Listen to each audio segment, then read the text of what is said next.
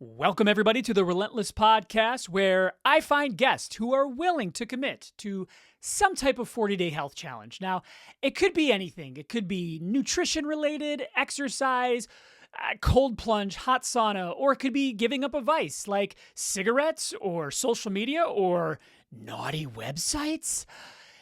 Here's what happens. So the guest comes on before the challenge to talk about what to expect, and then they come back on after the challenge to talk about their experience, and we can learn from them.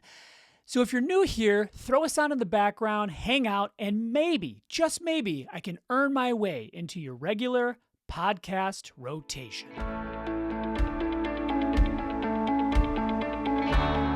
Another one I would want to know, what happened the night Tupac got shot? That's a good one.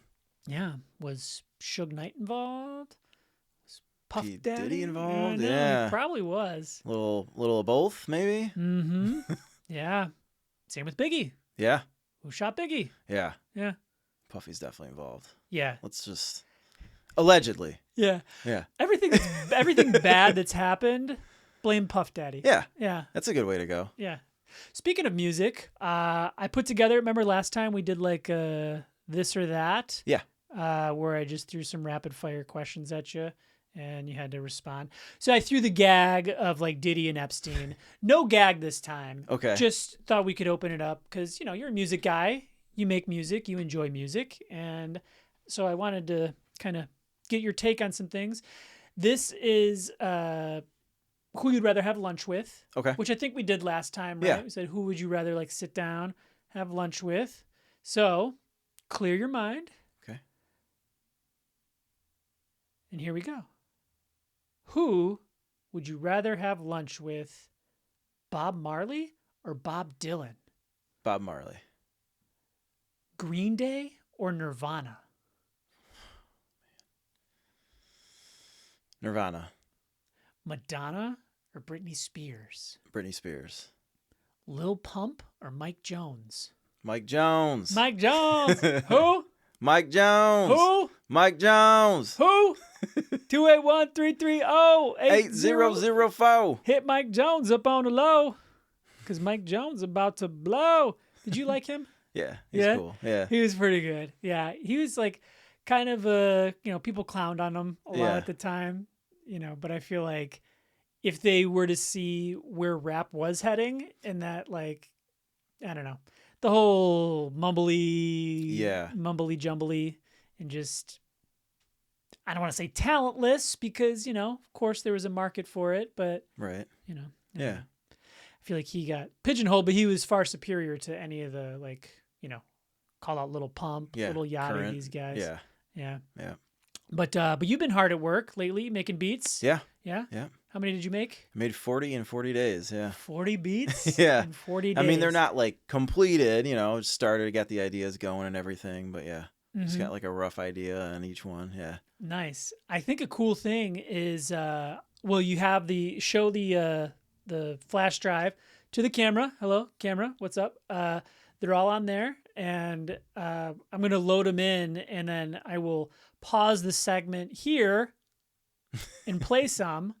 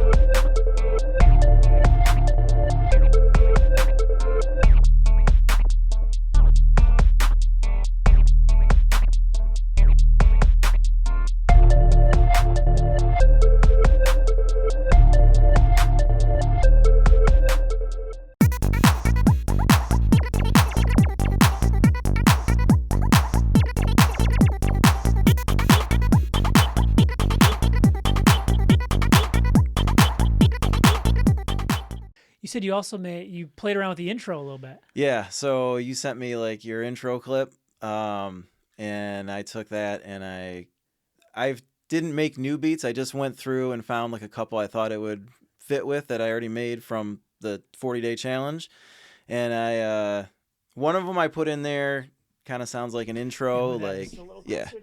One of them I put in there is kind of just like an intro. I kind of cut some of your words and like put it in the beat just to make it sound kind of like an intro. The other one I kind of made like a funny like, you know the Bad Meets Evil song where they take the stand up where it's like cigarettes, weed, no, that song. Yeah, Mike Epps. I'm on everything. Yeah, I'm on everything. Yeah. So I kind of took that with your intro where you're like naughty websites, cigarettes, and I kind of like put it in there like that just to make something funny. Cigarettes, naughty websites, cold plunge, hot sauna, 40-day cigarettes, naughty websites, cold plunge, hot sauna, 40-day. Yeah. That's hilarious. Okay, well, if you're listening this far, that's what I'll do. I'm going to splice that in right here, and you can comment on if I should keep it and use it as the official intro of the channel. I think anything to spice it up. Yeah.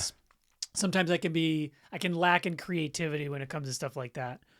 So yeah. I do an ad read during the podcast too, and I have to reshoot it again because like, you know, if you're a regular listener or something and it's the same ad read every time, like that's boring. Yeah. You know? So now you guys know that I don't promote anything that I don't actually use. And Gade Nutrition is something that I've been taking long before I ever had a podcast or YouTube channel. Their quercetin, zinc, vitamin C, vitamin D3 supplement has been a total game changer for me, and here's why. So I have a 6-year-old who brings home every cough, cold, flu, fever from school, and somehow I do not get sick. I've been taking this stuff regularly for 4 or 5 years, and in that time, I think I've gotten sick twice, maybe 3 times, and even then, it is so mild that I barely notice, and I get over it quickly. So if you're tired of getting knocked out by every little bug, give it a shot. Go to gadenutrition.com and use the promo code CHRIS5 to get 5% discount on all orders. Again, that's gadenutrition.com, promo code CHRIS5, link in the description. And of course, talk to your doctor or whatever. I'm not one of them. I'm just a guy who experiments on himself like a human crash test dummy for health. So another brand that I've been using well before I started this podcast is Nutricost. I found them on Amazon, but now I just order directly off their website. And I have been using this beta-alanine that they have for years and years. And then I use their casein protein for like post-workout recovery. Now, if you've never tried beta-alanine, a lot of pre-workouts have beta-alanine in it, but this is like the pure stuff. And what it is that stuff that gives you like the tingly sensation in your workouts and helps push further. And then the casein protein, I use it for like post-workout or like before bed. It's really good because it digests slowly, helps keep me full, and it fuels my muscles while I sleep. But right now, through the end of April, you actually get 35% off your orders when you use the promo code Relentless. So the link is in the description. Go there and help support the podcast. But yeah, thanks for coming back on. Yeah, for sure. I want to dive into your challenge a little bit. I know you made beats for 40 days, Yep. But you also did what? Ran for 40 days, 1 mile every day. Yeah? Yeah. And how did that go? Man, that was tough. Yeah? Yeah. So we were texting a little bit throughout it. Yeah. And it started off pretty well. Yeah. It started off easy, I would say. Surprisingly, actually. Yeah. Like, first day, I thought, man, I'm going to be like dead. And it wasn't too bad. Yeah. Yeah. But yeah, it progressively got harder and eventually it was fine, but yeah. Yeah. When you say it got harder, what happened? So, you know, like I work at the cemetery part-time and it snowed like one of the days. Actually, it snowed a bunch of times. I had to go do snow. Just like doing that and having to run, just exhausted. And then also had multiple burials during that time. Okay. So I had to like, besides my regular job during the week, on the weekend I had to dig graves and then try to keep the running going. I was just like exhausted from that. But the main thing that made it hard was, so I started having like a little bit of like my hips started to hurt, like was just kind of tight. So I was doing this stretch where I don't know if I can show you, but you kind of do this and yeah. stretch your hip out, right? Yeah. Like, cross your leg, put your ankle up on your other knee, kind of stretch your hip out. Feels good. Definitely stretches my hip out. There's a machine at the gym. Well, not a machine, but like a stretcher chair thing they have. Okay. And I was using that, and you can do this stretch on there. So I noticed, though, when I was really trying to stretch, I'm like pushing on my knee, like this part of my knee started to hurt. And I was like, man, my hip, though, it needs to be stretched out. And I kept doing it. Like 3 or 4 days after doing that, both my knees in the same spot were like killing me from doing the stretch, not from running. Tried running that day. I did the mile, but my knees were killing me. And I was like, there's no way I can do this again tomorrow. So I actually ordered a knee brace to try to see if that would help. So I didn't run for a few days. Got the knee brace. Didn't really make a difference, but by that time, I think it was like 5 or 6 days later, without not running those days, my knees felt fine again. And I had stopped doing that stretch. And once I continued running, didn't do that stretch anymore. I was like, no, like it's good for your hips, but I think I was just stretching it too far and it was like hurting my knees. So it wasn't the actual running that was hurting me, hurting my knees at least, but it was the stretching for it was like, I think I went too much stretching. Interesting. I do that stretch too pretty much every day where you do kind of like the figure 4. Yes. So you do, say, right ankle on your left knee, and then I'll usually do it laying down. Okay. And then if you can watch on camera, feel free. If you can, I'll try to describe. But then you like pull it closer to your chest. I'll try to get the sound. So I can't go full range of motion, but I shit you not. Like when I tweak it at this angle, like, cause I feel like I'm stretching out the hip and the glute when I do that.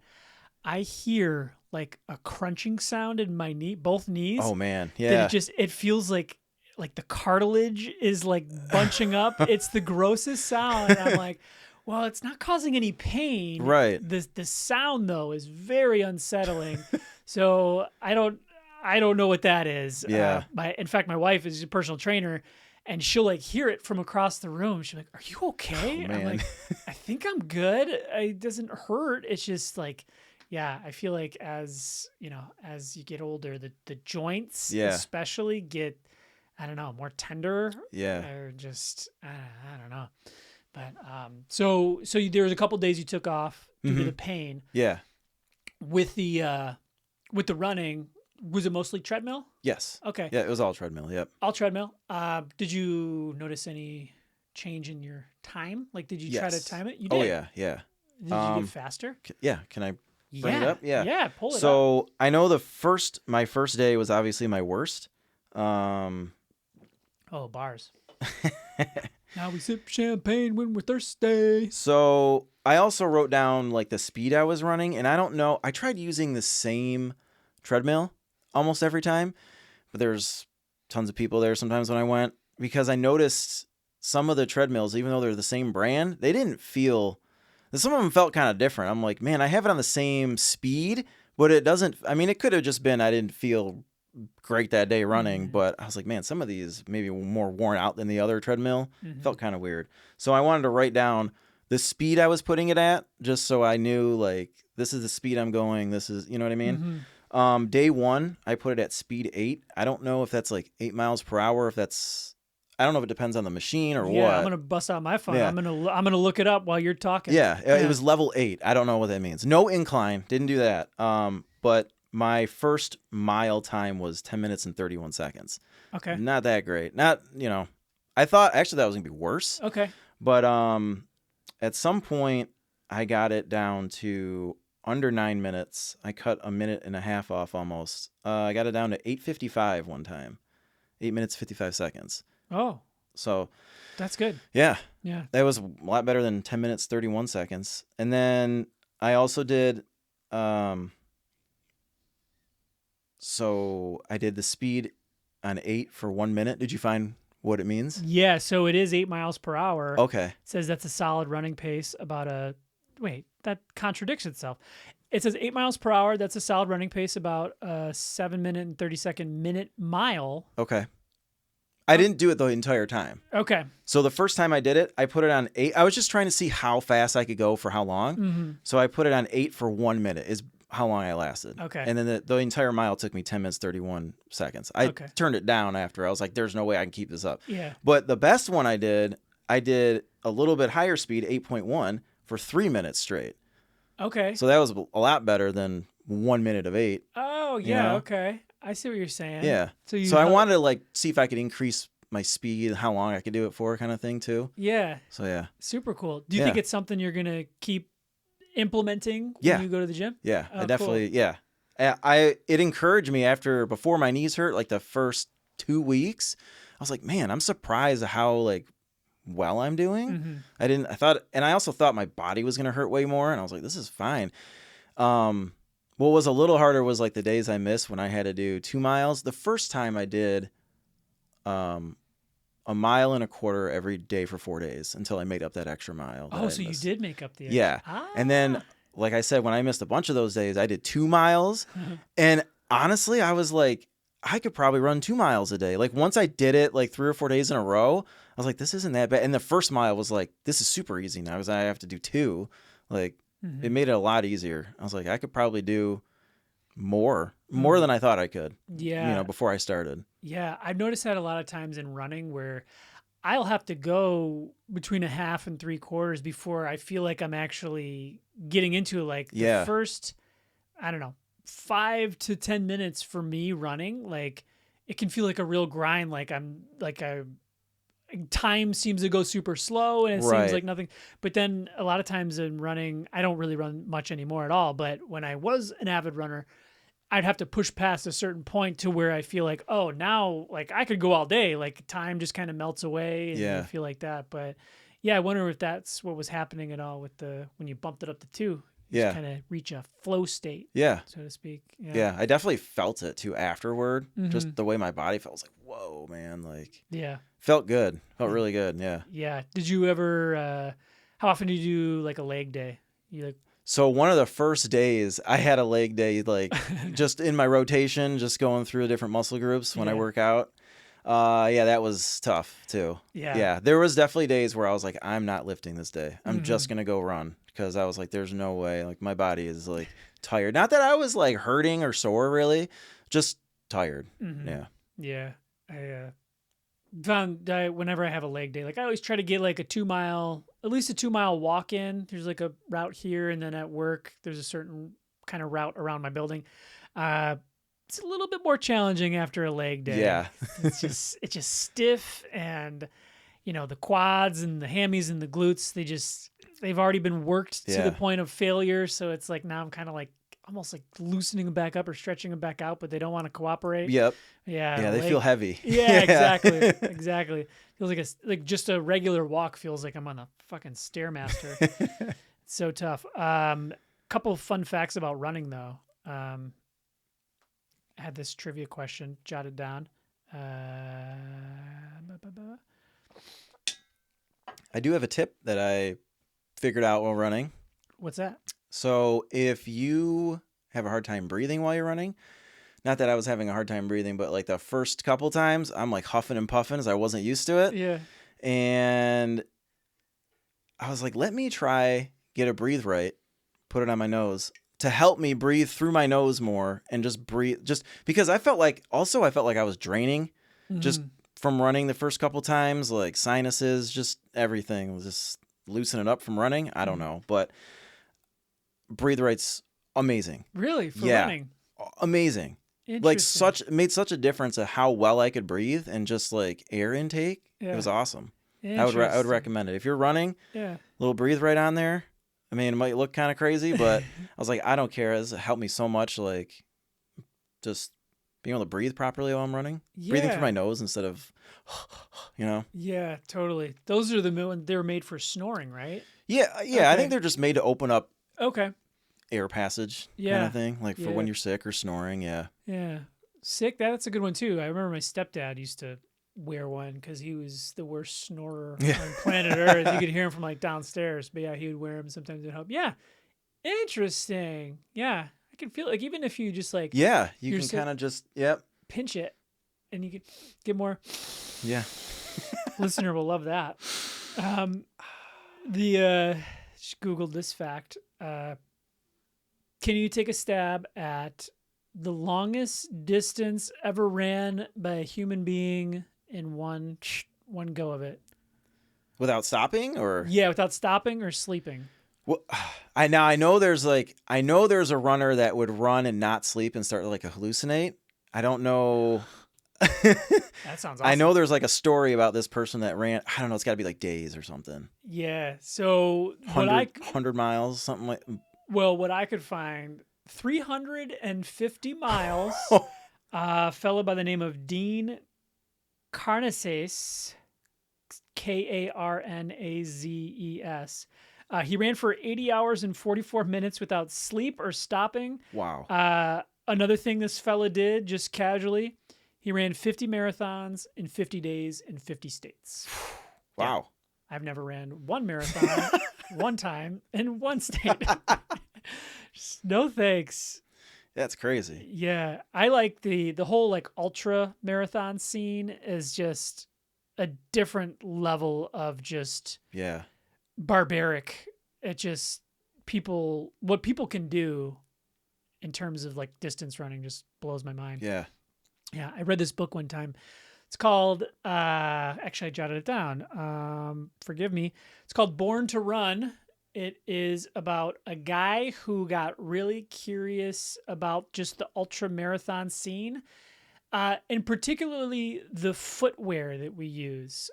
One would think that all the science that goes into like the extra cushy sole and the extra padding would be good, but he found that not to be the case. So a couple things he found is he went and ran with this tribe in Mexico called the Tarahumara, and they did like ultra marathons for fun, and more often than not their footwear just looked like just stuff to prevent them from like stepping on rocks, but no cushy sole. In fact, a bunch of them ran like bare feet, and I thought that was crazy. And he just kind of researched like the idea that when we run, it's for exercise and we're kind of like pushing ourselves to do it, but what he found by like mingling in with this tribe is like it's just part of our DNA. Like we are designed for distance running, like from the way our muscles are designed to like the way we sweat in our cooling system and stuff like that. Yeah. Pretty fascinating book. Probably from hunting and, evolving from that, running from animals, chasing animals, Yeah. So you said you're going to continue the running. Yes. Do you see yourself like, I don't know, becoming a runner? Like, are you going to participate in any like races or like a 5K or a 10K or is... I don't know. Yeah. I mean, maybe, I'm not opposed to it. I would try it out. Mm-hmm. I'm not like excited to run. I know some people are, but I don't know. I mean, I'm going to definitely continue it. Mm-hmm. I guess, maybe one day I'll do a 5K or something. Yeah. Yeah. Sweet. I've never done a race. We were talking about this idea of there's like a 10K race out in Grand Rapids sometime in the summer that my wife invited me to. Some of her coworkers are doing it, but it's more like obstacle based. Okay. Like it's like in total you run a 10K. I wish I could remember the name of it, but in total you like travel a 10K, however many miles that is. But it's climbing obstacles, it's rope obstacles, kind of like the Tough Mudder thing. Yeah. You ever done anything like that? Never done anything like that. That'd be cool to do though. That'd be fun. Yeah, that'd be fun to try. Yeah, I think so too. But on the topic of running, anything else that you want to talk about? I know you brought the Breathe Right strip and just kind of your journey through it. One of the days when my knees were hurting, I was like, I still want to try to do something that's similar to running. So they have this machine. I would call it like a bike for your arms. I really don't know what to call it. Oh, okay. But you sit on like a little stool type of thing. There's 2 handles in front of you, and you just kind of pedal with your arms. Mm-hmm. I did that. I wanted to do that for a couple days in a row just to replace the running while my knees were bothering me. but there's no way to track this machine. Instead of there being like how far you've gone or how hard it is, like there's no setting. There's just a knob you turn that was like harder or easier. So I have no idea, like, because you can make it really hard to like move your arms and stuff. But I sat on it for like 10 minutes just trying it, just pedaling with my arms essentially. That was different, just to try something else, Yeah. So I've always looked at that machine. I've seen like old people on it. And I'm like, all right, let me go try this thing. I've never done this before. Let me try it. But, yeah. Your first ever piece of exercise equipment. Yeah. Yeah. Good shoulder workout. That's cool. Well, was it challenging? Did it? I mean, yeah, you can make it super difficult. Yeah. Yeah. The little knob makes it harder to turn. Yeah. That's cool. Yeah. One thing I do sometimes, like I'll go up to the gym every now and then and I'll do the elliptical. I feel like it's kind of recreating the motion with running. It just seems to be a little bit easier on my joints. You an elliptical guy? You ever do that? Yeah. I definitely like doing the elliptical. Yeah. Just because, low impact. Yeah. Just feels good to do that sometimes. Yeah. I used to go to the rec center in Livonia, and gosh, it was probably like 15 years ago. Yeah, about 15 years ago. And I would always see Alex Shelley there. Yeah. Bobby's brother. Yeah. Who, pro wrestler, fit, super fit. But all I would see him doing there was the elliptical every single time. So in my head, I'm just like, well, if Alex Shelley is only doing the elliptical, like, right, and he looks like that, and he, is athletic for a living, like, got to be something to it. Right. Yeah. So, yeah. Did you bring any pet peeves with you? Or recommendations? I do have some recommendations. Yeah. All right. I know I had some pet peeves. I can't remember them at the moment. I'll think of them. Maybe as I'm throwing them out. Yeah. You'll be like, oh yeah, I hate that too. I also hate other things. Yeah. One thing, side note, I always sometimes I'll run the pet peeves by my wife and she'll be like, that's not a pet peeve. Like those are just things that annoy you or you hate. So I'm like, okay, maybe I'll open it up to like, what do you hate in life? And like recommendations, she'll do the same thing. She'll be like, that's not really a recommendation. That's just something you like. And yeah. like, all right, well, we'll talk about that on the podcast. What do you like? What do you dislike? Because I find like it's very human. A lot of people like and dislike the same things. I got one that ties together, kind of. Okay, sweet. Something I hate or kind of a pet peeve is no more physical media. I don't like how everything is streaming. First off, you can't find stuff. Yeah. And you also don't own it, which I don't like. My recommendation would be to buy physical media still. You have it forever. If they take your favorite movie off Netflix or whatever, you still own it. Like you don't have to worry about. I just don't like the structure of it. You have to pay every month for streaming music, streaming movies, whatever it is. You don't own it. It can go away at any time. Like, I don't know. I think physical media is the way to go, even though it's dying. But yeah, that's a good point. I think for some reason records are coming back. Yes. A little bit, like going to a record store, buying a record. It's a cool feeling. You have that physical copy. So I don't know if the same resurgence is coming back for, CDs and DVDs and Blu-rays. I know CDs are coming back a little bit. Yeah? Yeah. Cool. I mean, I miss that, like, feeling of going to the store when an album comes out and buying it and, like, holding it. Just the whole experience. Yeah, looking through the booklet, everything. Ripping that plastic off. The way it smells, everything, yeah. Yeah, and then so you rip the plastic off and there'd always be, like, that sealant, sticker. that like tape, seal, you got to like rip that off and then it would come off, like you have to like keep peeling it and peeling it. It would never come off in one foul swoop. Yeah. CDs and DVDs and Blu-rays. I got a whole wall of them up here. Yep. Yeah. It is cool. I would like to see that come back bigger. Like I think there's a value in streaming, like, but Blockbuster, like you can't replicate that feeling of like, with your family or with the girlfriend, you're going through, you're like, let's go into the horror section. Yeah. Like, I've never seen this, It's a good feeling. Yeah. Man, yeah, that's a good one. That's a really good one. In fact, I'm embarrassed to say, like, I have all these DVDs and Blu-rays, and I couldn't tell you the last time I just popped one in because Yeah. I have a PlayStation downstairs. I could easily play a DVD in there, but we're always looking. You know what? We were talking last night. Oh, that's what I'm going to do. I'm going to take your suggestion, and my wife and I were talking about Pineapple Express. Yeah. And I couldn't find it on any streamer, so I have the DVD right here, probably on this camera. Nice. Camera 1 and camera 2. I'm going to watch that tonight. Nice. Pineapple Express. Fantastic movie. Nice. And it's probably going to be the first time I watched it not stoned out of my mind. Yeah. I was like, Pineapple Express and Idiocracy. I don't think I have it up here. Have you ever seen Idiocracy? Yeah, that's a good one. Man, we watched that to death in college. Yeah. Like, it was like a daily thing. Get stoned, watch Idiocracy or Pineapple Express. And yeah, that's good. I do still have a stack of Eminem CDs. Yeah. Yeah.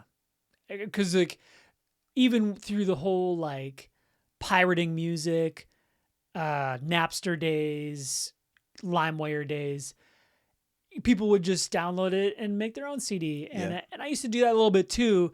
But my argument was always like, okay, you say you're a fan of this person. So if you were to ever meet them, what would you say? Like, oh, I'm such a fan. I've downloaded all of your songs illegally. So anyone in that time who I felt like I was an actual fan of, I would have bought their CD. Right. Yeah. So any Shady Records, Slaughterhouse, Yellow Wolf. Yeah. I think those were when I was kind of phasing out into streaming. But yeah. Pet peeves. Google Maps.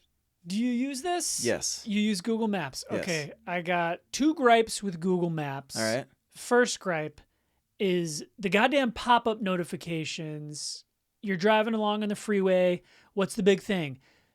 Don't distracted driving. Don't use your phone. Yeah. But every 2 seconds, a fucking notification pops up. Google Maps will be like, hey, we got to report there's some debris on the road in 3 miles. Is it still there? It's like, first of all, you're forcing me to use my phone. Yeah. Second of all, if you're telling me there's debris on the road in 3 miles and asking me if it's still there, how do I know? Right. It's 3 miles away. Get out of here, Google Maps, with that. And then they'll do another pop-up and say, hey, we found another route. It's 7 minutes slower. You want to go this way instead? It's like, why would I choose a 7 minutes slower route? Right. You're taking me the fastest way already. Only show me if there's a better way. Yeah. Don't show me worse ways. Yeah. Why would you do that? Stupid Google Maps. Like, fix your technology, because now my State Farm auto insurance, it can tell when I'm doing distracted driving. Like, really? There's a whole rating score of like safe drive discount. Yeah. And I looked into it and it's like, what's your percentage of using your phone while driving? Man. It's like, well, if Google wasn't making me respond to all these notifications, that'd be way better. Yeah. Like, lower my car insurance. Yeah. Yeah. Give whatever your car insurance is. That's a PSA. Look into this stuff because they might be tracking you and your phone usage. Shit. Yeah. No Good good. to know. Yeah. Another pet peeve. Did you ever collect baseball cards as a kid? Yes. Okay. So baseball cards, I feel like they're having like a resurgence. Yes. They're having a moment. Actually, funny story. You know who's a big baseball collector? Bobby. Yeah. Oh, yeah. Bobby's huge collection. So he said something. So it was like 2 Christmases ago. I found out that my nephew wanted a certain card for Christmas. Okay. And I'm like, well, I don't even know where to go to get a baseball card these days. So I texted Bobby because I know he collects them. I said, Bobby, I'm on the hunt for a so-and-so baseball card. Where would I get that? And he like looked up a map, I think, found that I live close to this card shop called Three Kings.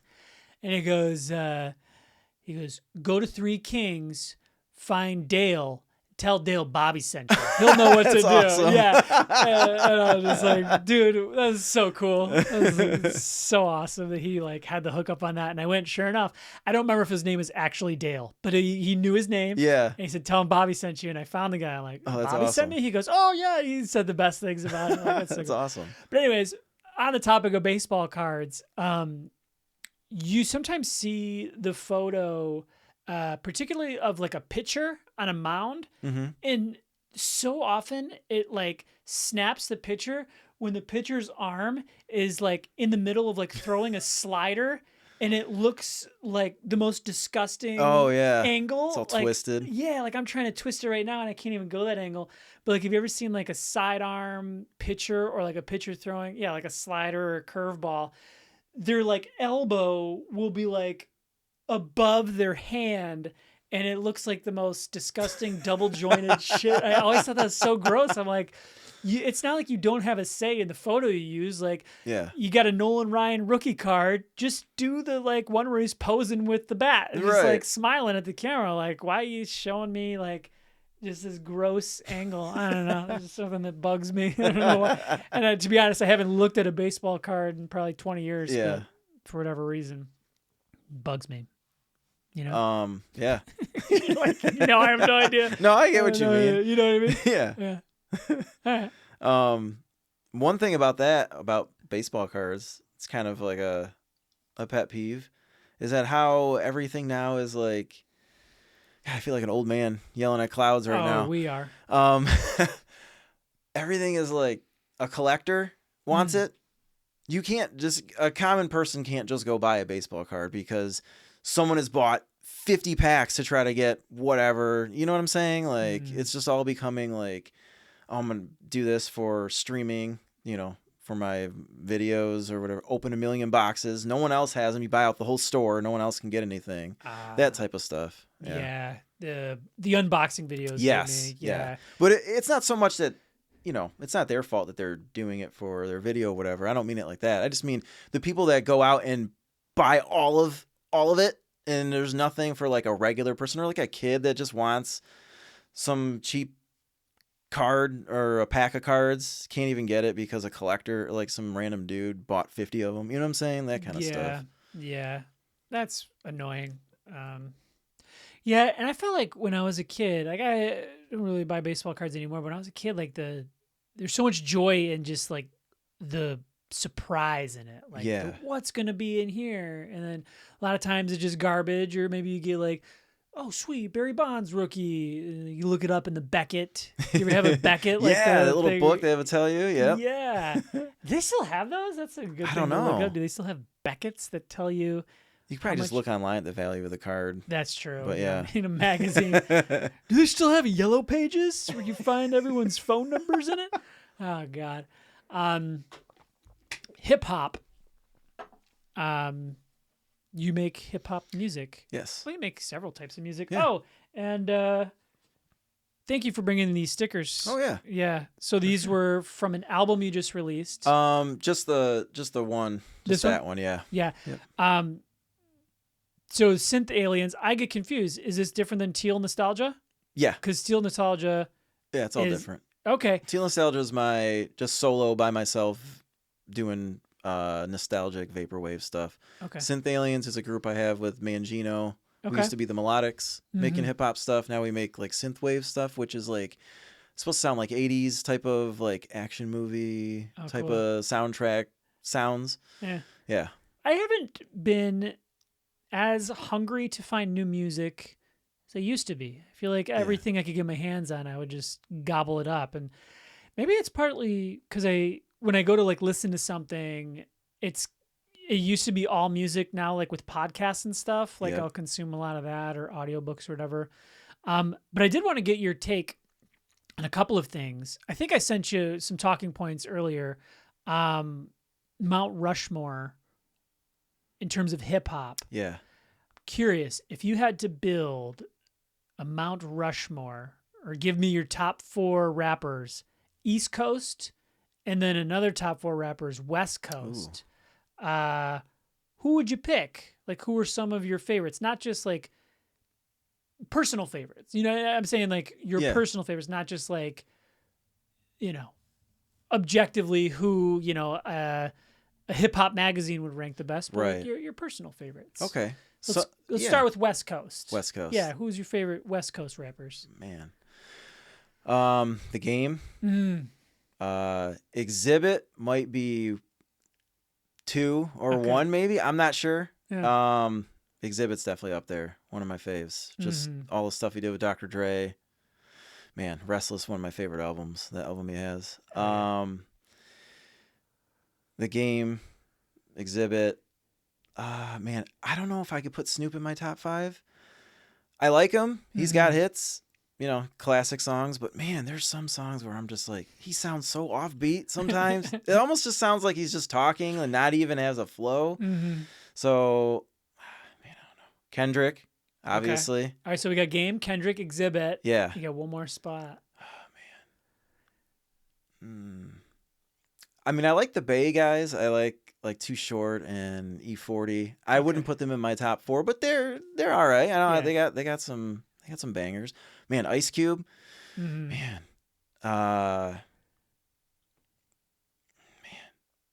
Ice Cube might be in there. I don't know.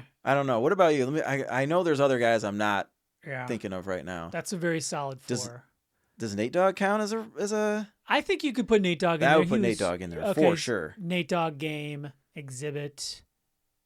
Who am I? Tupac. Yeah, Tupac, Kendrick. Man. Okay, never mind. I got more than 4. It's tough. It's really tough. But narrowing it down to 4 is very hard. I have a hot take on hip hop that a real hip hop listener would probably burn me or shoot me. I'm glad you didn't say Eazy-E because I don't think Eazy-E was good.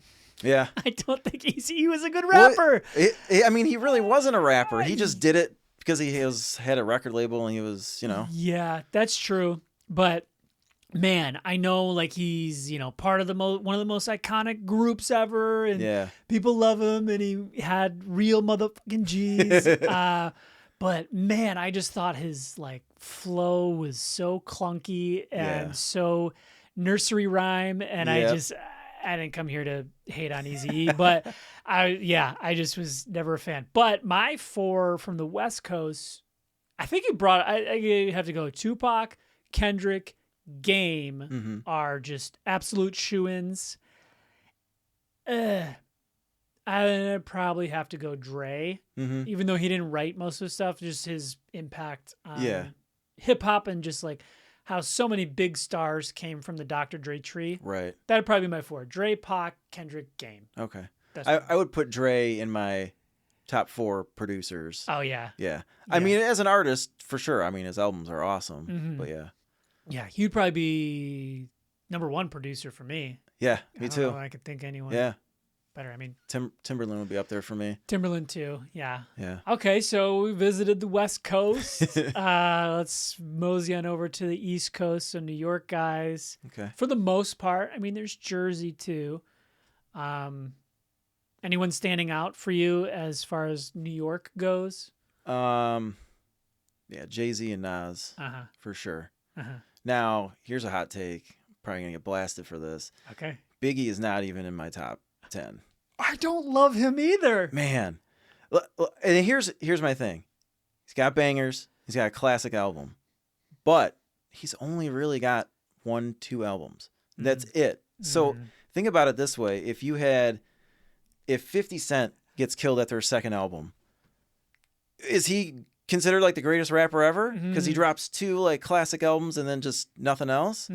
That's kind of how I feel about Biggie. It's like, yeah, you got like 2 great albums, but man, that's your discography. It's just, that's all you got. Yeah. And it's just like, Yeah. Flow wise and just being able to flow like effortlessly over a beat. I feel like he's up there. But you gotta, when you get down to the nitty gritty and talking about like the greats, like there's so much criteria to it. Right. And I think being prolific and putting out, because Tupac, they lived about the same amount of time. Tupac's got like 47 albums and they're still coming. Not that every Tupac album is, profound, but I think just that small body of work does have to ding him. And I mean, it's not his fault, but at the same time, if I'm comparing, it is.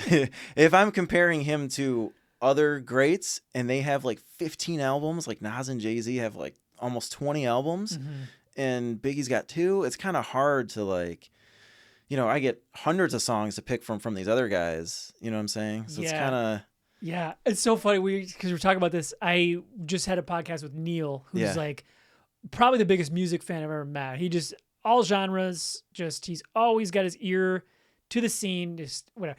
And he's a huge Biggie fan. I think Biggie's like his number one. Oh man. So like I always try to stay away from the Biggie topic because I remember one time I was just out of boredom. I was making a list of like the best Eminem features. Yeah. And in like the top 3, it was that song Eminem, Dead Wrong. Yeah. Exactly. Yeah. And I remember like writing in the like be like watching Biggie fumble over this beat and just talk about the most random shit, and then Eminem comes and just shows him why like he's that much better. Yeah. And I remember Neil read that, he's like, pretty good list. Hate your take on Biggie not being good. Biggie's the best. And I was just like, well, I agree to disagree. But yeah, Biggie wouldn't be in mine either. Yeah. All the respect in the world. Yeah. He's fantastic. He's great, but yeah, he just doesn't crack my top. Yeah. Jay-Z, Nas. Yep.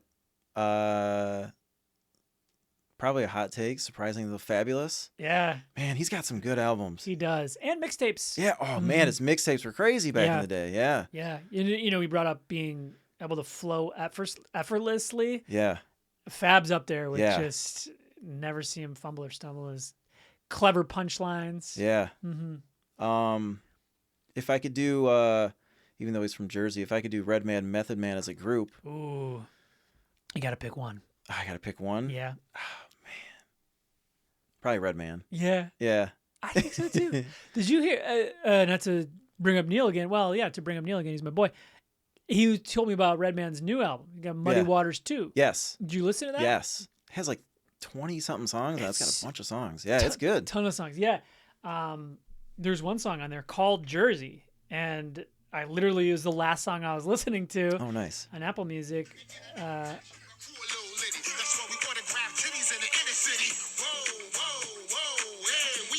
I don't know if I'll get copyright strict. Yeah, I might. But it's a fantastic album. Highly recommend that. Okay, so Jay-Z, Nas, Fab, Redman. Yeah. Very good. I don't know if I would keep Redman in there. I don't know. I don't know. Yeah. I probably have to go. Man, I might have to put 50 Cent in there. Dude, he's in mine. Over Redman, yeah. He's in mine. Yeah. And it's funny you said, like, if 50 Cent were to die after the 2 albums, I'm like, if he were to only have ever put out mixtapes and Get Rich or Die Trying and The Massacre, I think he still might be in my, there's such good albums. Yeah. And all of his features. Yeah. Man. Because then he put out Curtis, which wasn't the best album, if you remember that one. But then he put out Before I Self-Destruct, which was great.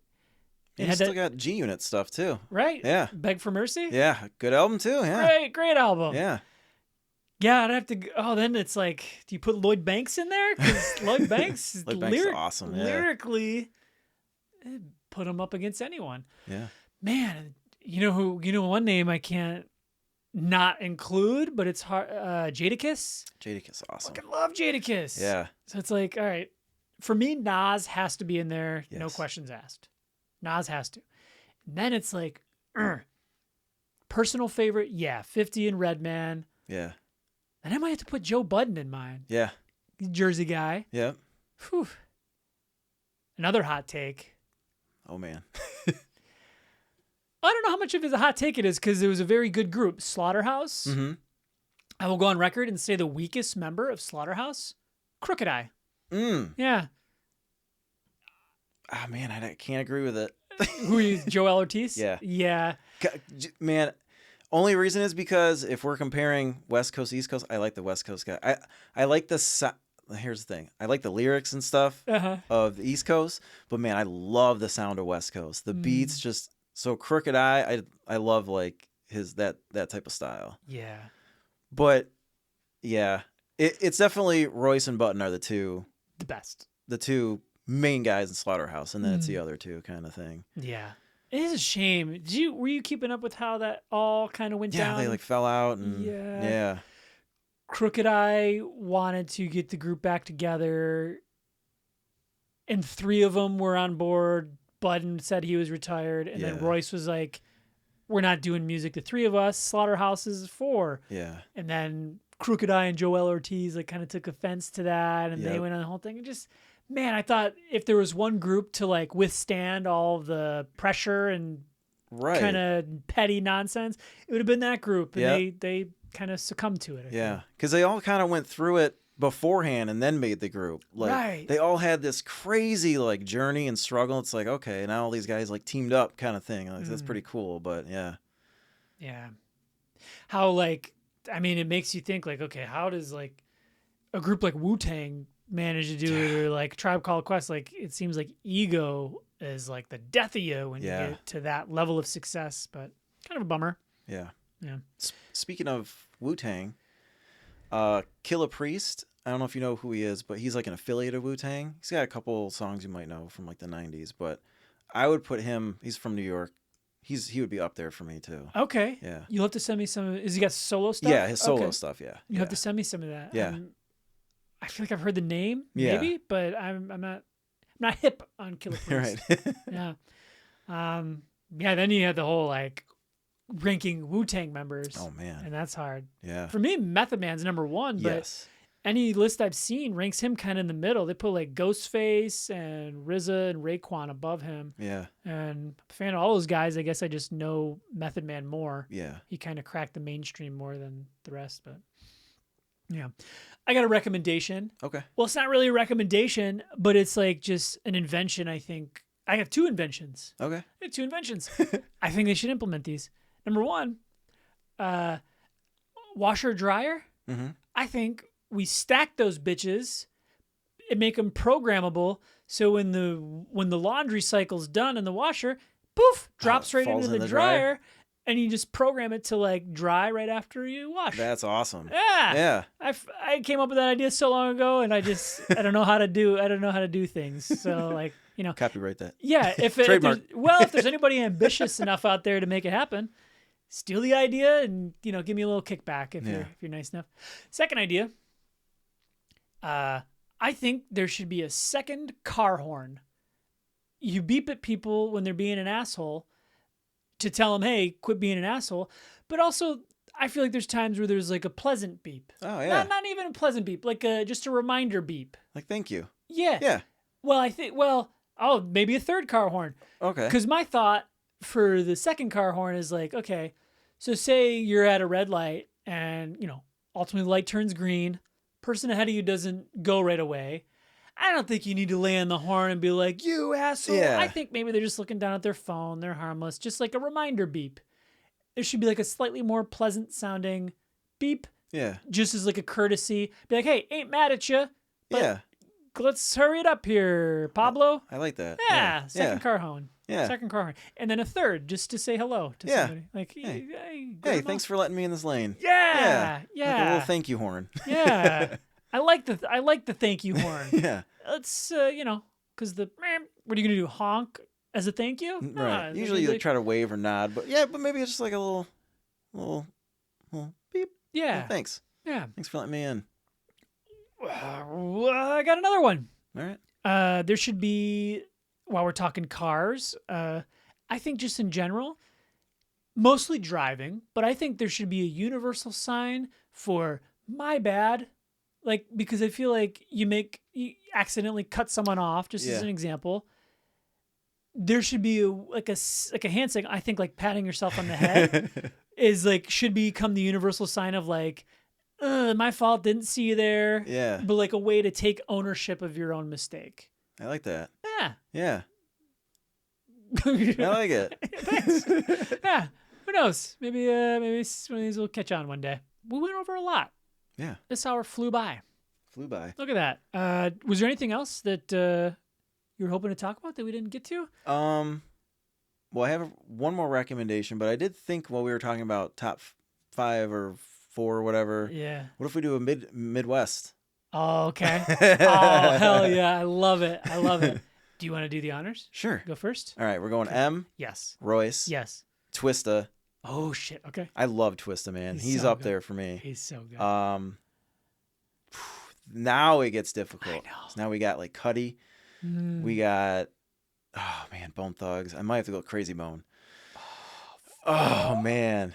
Cleveland. There's Do or Die. Uh-huh. There's a lot of good groups from the Midwest, I feel like. Yeah. I mean, there's D12 if you want to count them too. Yeah.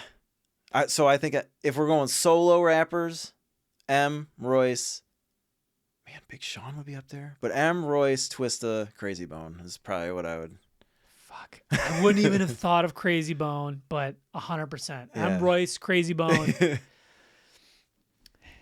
Then it's... Okay. Then it's a toss-up between probably Lupe, Kanye, Oh, yeah. and Nelly. Oh, Don't sleep on Nelly. okay. Nelly's in there for me. Nelly's one of my faves, dude. Country Grammar is awesome. It's Amazing so album. He came out just because you could argue like that there were a lot of big waves in like the early 2000s. Yeah.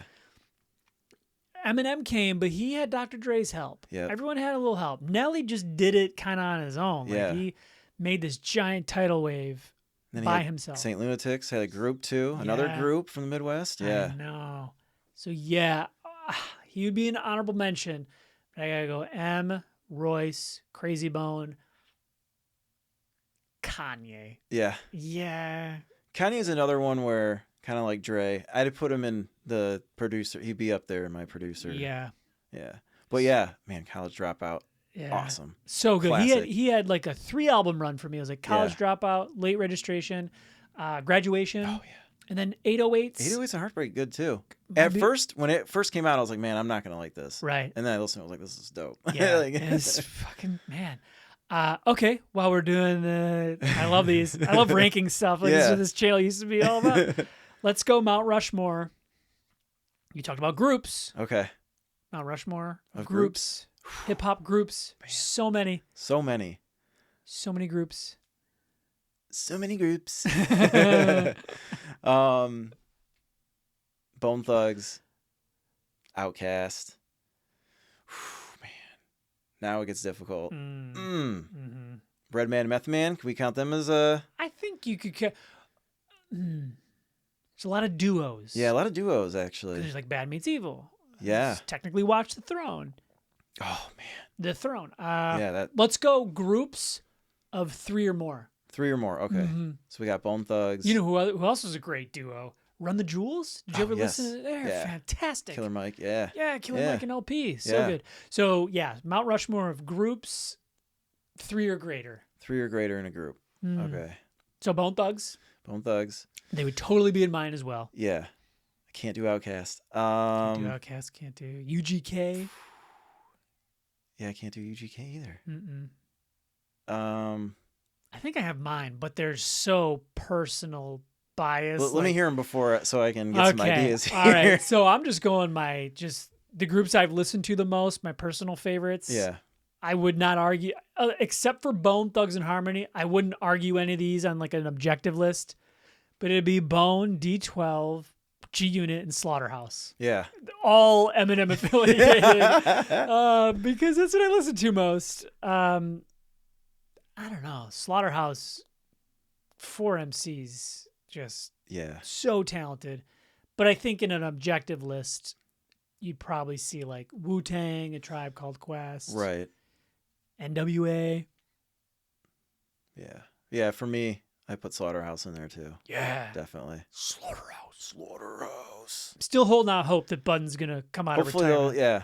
It'd be so cool. That would be awesome. Yeah. Yeah. I was actually just listening while you're thinking of yours, because I still want yours. Sometimes some random things will come up on your YouTube recommended, and it was there was like a shady cipher that like they all shot independently their verses. Yes. Eminem and Royce did theirs together in Yes. some warehouse in Detroit. Yep. But they all did it in their like. And Joe Budden's verse on that, he did it from He's like on the Brooklyn Bridge, I Yes. think. Yes. I know what you're talking about. and Yeah. he didn't want to do it. Yeah. And so he was going through all sorts of personal struggles, but he ended up like shooting it. And the whole verse is about like, fuck these guys for making me do Yeah. this. I don't want to be Yep. here. I'm trying to get a hearse ready for my grandma, and these motherfuckers only want to know if the verse is ready. Right. Very, very powerful stuff. Yeah. Kind of flew under the radar, but that was great. Yeah. Yeah. I love that cipher. They all do awesome job in that. Yeah. Yeah. Eminem had a part where he goes, Plus, with a history of muscular dystrophy, it wasn't a mystery while this middle finger was stuck in its upward positioning. It's like, how do you think of that? Yeah. Plus, with a history of muscular dystrophy, it wasn't a mystery while this middle finger was stuck in its upward positioning. Crazy. Yeah. How do you think of that? That's the shit that just makes you want to quit forever Yeah. making music. Okay, so Bone Thugs and Harmony, Yes. Slaughterhouse. Yep. D12. Yeah. Man,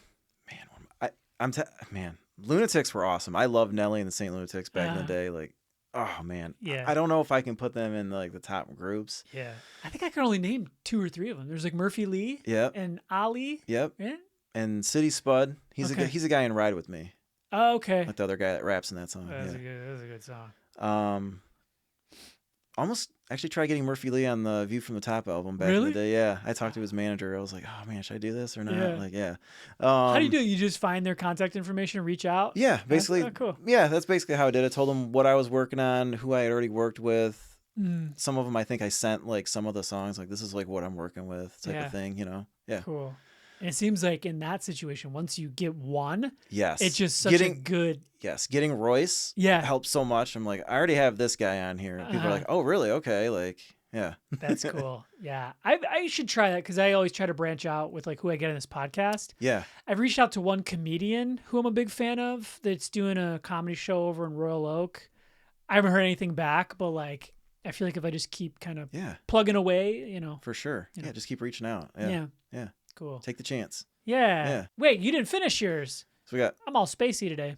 Bone Thugs, D12, Slaughterhouse. I guess Wu-Tang. Yeah. I don't know. Yeah. Yeah. If I can't pick duos, yeah. Yeah, I can't pick duos. All right, best duos. Best duos. Yeah. Outkast, Redman, Method Man. I would throw Jay-Z, Kanye, the Watch the Throne stuff. Yeah. Man, there's got to be Run the Jewels. Oh, yeah. Oh, Gangstar, DJ Premier. Yeah. Fuck. And also he's got a group with Royce too. Oh yeah, Prime. Prime. Yeah. Fuck. They're so good. Yeah. They put out like 2 or 3 albums together. It's all so great. Yeah. Royce is so talented at flowing over like kind of boom bap old school beats, but also you can put him on anything. Yeah. Great. I don't know if he's been putting on a lot of music lately. Yeah, I don't think so. Look him up. He put out like a string of like really, really good albums. Yeah. And then I haven't really heard much from him. Kind of just rides the wave of success. Oh! Yeah, Bad Meets Evil would be in my duo list too. Oh, definitely. Yeah. Okay, so it looks like he put out an album last year called Microdose. Okay. Cool. And then a Microdose Dark Side. Okay. Wait. Nope. He's just featured on one song. Oh, okay. God damn it. Well, all right, man. Well, we can wrap it up here with the music talk. Yeah. Would love to have you back on sometime. For and sure. I will play some of the music. And again, if you're listening, listen to those beats and let me know. I always have when I do clips, I have like a background track underneath. Okay. And so I'd love to use one of yours. And if you have any suggestions, throw it out, listener. But yeah, great having you on. Awesome. Fist bump. Yeah. Thank good you. stuff, man. Yeah. Take it easy. Bye, everybody.